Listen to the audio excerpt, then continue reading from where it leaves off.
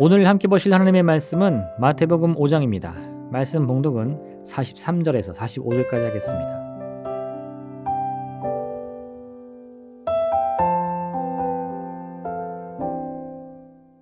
또 내 이웃을 사랑하고 내 원수를 미워하라 하였다는 것을 너희가 들었으나 나는 너희에게 이르노니 너희 원수를 사랑하며 너희를 박해하는 자를 위하여 기도하라. 이같이 한즉 하늘에 계신 너희 아버지의 아들이 되리니 이는 하나님이 그 해를 악인과 선인에게 비추시며 비를 의로운 자와 불의한 자에게 내려주심이라. 아멘.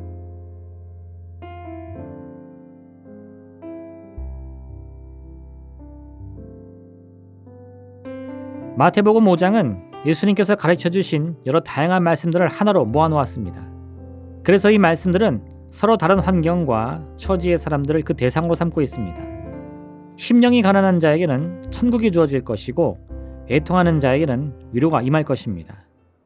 이런 각자의 필요에 따라 하나님께서는 가장 좋은 것으로 그들에게 응답해 주실 것입니다. 그러므로 이런 하나님의 은혜를 믿는 자들은 자신이 처한 환경이 어떠하든 상관없이 하나님께서 반드시 응답해 주신다는 믿음을 가지고 살아야 합니다. 그래서 오늘 본문의 하반절에서는 하나님의 은혜를 누리고 또 기대하는 사람들이 가져야 할 삶의 자세에 관해서 말씀하고 있습니다.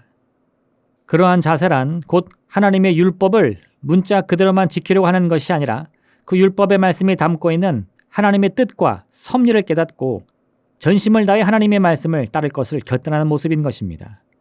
모세의 율법은 살인을 금지하고 있습니다.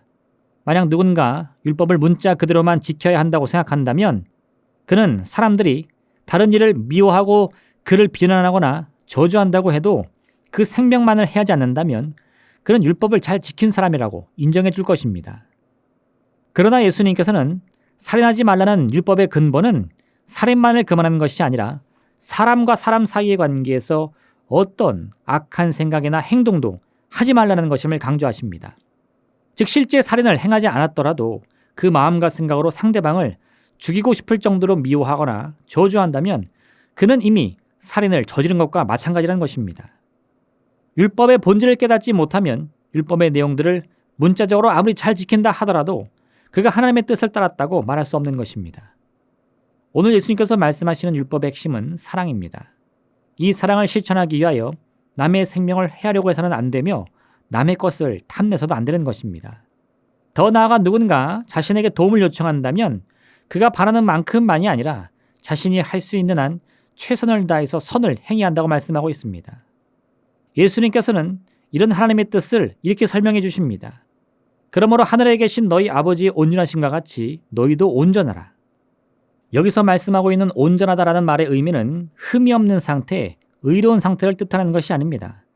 우리 자신은 스스로 의로울 수 없으며 흠 없는 삶을 살 수도 없습니다. 이는 누구보다 하나님께서 더 잘 알고 계신 사실입니다. 그런데도 하나님께서 우리에게 온전하라고 말씀하신 이유는 그 말의 의미가 어떤 상황이든 상관없이 하나님의 뜻을 따르라는 의미를 담고 있기 때문입니다. 설령 스스로 죄를 지어 넘어진 때라도 그 삶을 돌이켜 하나님을 따르기로 작정한다면 그에게는 여전히 기회가 남아있는 것입니다. 예수님께서 들려주신 잃어버린 아들에 등장하는 이 방탕한 아들과 같이 말입니다. 이 아들은 부자인 아버지 밑에서 자랐지만 그것만으로 만족할 수 없었습니다. 그래서 그는 아버지에게 훗날 자신에게 받게 될 유산을 미리 달라고 말합니다. 아버지는 아들의 철없는 요청을 들어주었습니다. 아들은 아버지가 돈을 주자마자 집을 나가버립니다.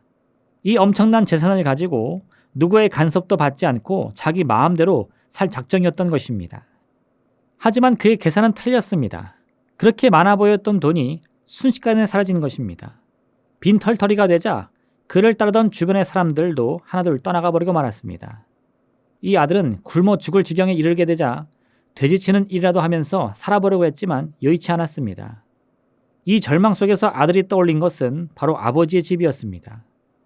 아들은 지난날 자신이 누구보다 행복하게 살 수 있었던 이유는 아버지의 돈 때문만이 아니라 자신의 재산과 권세를 가지고 온 집안을 평안하게 다스렸던 아버지의 존재 때문임을 깨닫게 되는 것입니다. 아들은 이 자리에서 굶어 죽을 바에는 염치불구하고 아버지에게 돌아가서 아들의 신분이 아니라 종들 중 하나로라도 살아야겠다고 다짐합니다. 그렇게 발길을 돌려 아버지의 집으로 돌아가자 그의 운명이 큰 변화를 맞게 되는 것입니다. 우리 자신의 운명이 바로 이 철없는 아들과 같습니다. 우리는 한때 하나님이 아닌 하나님의 권세만 있으면 충분하다는 착각에 빠져버렸습니다. 그래서 하나님의 자리를 탐내어 하나님을 떠나 홀로 살아보려고 했지만 결국은 인생의 실패와 고통 속에서 절망만이 가득할 뿐이었습니다. 자신의 교만과 어리석음 때문에 하나님을 떠났으니 이제 어떤 방법으로 하나님께 돌아갈 수 있을까 고민해 보았지만 아무런 방법이 보이지 않았습니다. 이런 고민을 하고 있을 때조차 하나님께서는 우리 모두가 당장 돌아오기를 바라신다는 것입니다. 우리가 저지른 모든 죄의 값은 예수 그리스도께서 대신 갚아 주신 것입니다. 우리는 염치 없고 부끄러운 모습 그대로라도 하나님께 돌아가야만 하는 것입니다. 이처럼 우리의 삶과 운명은 철저하게 하나님의 손에 달려 있습니다. 그리고 하나님께서는 우리를 통하여 반드시 선한 일들을 이루시겠다 약속해 주셨습니다. 그러니 우리에게는 아무 걱정거리나 염려할 일이 없는 것입니다. 그저 하나님의 뜻에 전적으로 순종하여 그 뜻을 따르기로 작정하면 되는 것입니다.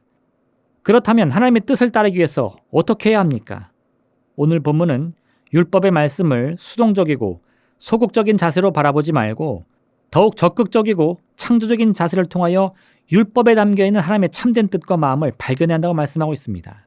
그래야 진정한 하나님의 뜻이 무엇인지를 알 수 있기 때문입니다. 또한 성경은 그러한 하나님의 참된 뜻은 오직 사랑이라 말씀하고 있습니다. 내 마음을 다하고 목숨을 다하고 뜻을 다하여 주 너희 하나님을 사랑하라 하셨으니 이것이 크고 첫째 되는 계명이요 둘째도 그와 같으니 내 이웃을 내 자신같이 사랑하라 하셨으니 이 두 계명이 온 율법과 선지자의 강령이니라. 그저 율법의 조항들을 문자적으로 지키는 자세로는 부족합니다. 그 율법의 본질이 하나님을 사랑하고 이웃을 사랑하는 것임을 깨달아야만 합니다. 참으로 내 가족을 사랑하고 내 이웃을 사랑하기에 거짓을 말하지 않고 남의 것을 탐내지 않는 것입니다. 참으로 내 자신을 사랑하기에 내 삶과 운명을 파괴하는 술이나 도박에 빠지지 않게 노력하는 것입니다. 이처럼 하나님께서는 단순히 우리가 어떤 행동을 했고 어떤 행동을 하지 않았는지를 따져 묻지 않으십니다. 그러한 행동을 하거나 금지하는 그 이유와 본질에 관해 물으시는 것입니다. 내가 보는 것은 사람과 같지 아니하니 사람은 외모를 보거니와 나 여호와는 중심을 보느니라. 그러므로 오늘 우리를 향한 하나님의 참뜻을 깨닫고 이를 지키기 위해 무엇보다 하나님이 주신 사랑의 계명을 온전한 마음과 성실한 자세로 지켜나가는 여러분 되시기를 바랍니다. 기도하겠습니다. 사랑의 하나님 아버지, 하나님의 말씀은 우리를 살리는 말씀이요 우리를 채우는 말씀인 것을 알게 하여 주옵소서. 그러므로 그 율법의 말씀을 통해서 더 큰 책임과 의무 앞에 넘어지고 쓰러지는 것이 아니라 주님이 주시는 참된 자유와 해방의 기쁨을 온전히 누릴 수 있는 우리 모두가 허락하여 주옵소서. 예수님의 이름으로 기도합니다. 아멘. 하늘에 계신 우리 아버지, 아버지의 이름을 거룩하게 하시며 아버지의 나라가 오게 하시며 아버지의 뜻이 하늘에서와 같이 땅에서도 이루어지게 하소서. 오늘 우리에게 일용할 양식을 주시고 우리가 우리에게 잘못한 사람을 용서하여 준 것 같이 우리 죄를 용서하여 주시고 우리를 시험에 빠지지 않게 하시고 악에서 구하소서. 나라와 권능과 영광이 영원히 아버지의 것입니다. 아멘.